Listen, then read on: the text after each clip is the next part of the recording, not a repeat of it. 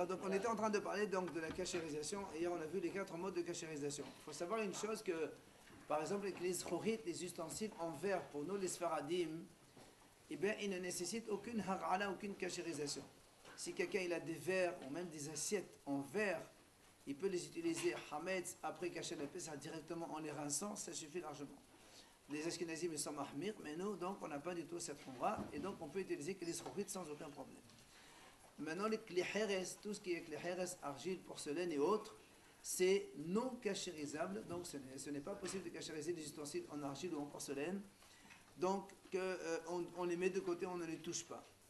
Lorsqu'on veut cachériser des ustensiles dans une zone hag'ala, par exemple, alors que pour une tevilat kelim, on peut mettre plusieurs ustensiles l'un à côté de l'autre, plein des assiettes ensemble, des verres, enfin des cuillères et autres. Pour la hag'ala, on ne doit pas mettre plusieurs ustensiles qui se touchent entre eux, parce que comme le bouillante doit toucher la paroi de chaque ustensile des deux côtés, parce que contrairement à ce que les gens pensent, ce n'est pas du hametz qu'il y a, mais c'est un goût absorbé, halachiquement parlant, et donc il faut que le goût soit extrait de là uniquement par de l'eau bouillante, donc qui va tapisser toute la paroi, aussi bien de dedans que de dehors, de l'ustensile, donc on va cachériser. Il faut donc que les ustensiles ne se touchent pas entre eux. Restent les éléments en bois. Vous savez que les éléments en bois, ils sont cachérisables dans la mesure où c'est lisse, il n'y a pas de problème.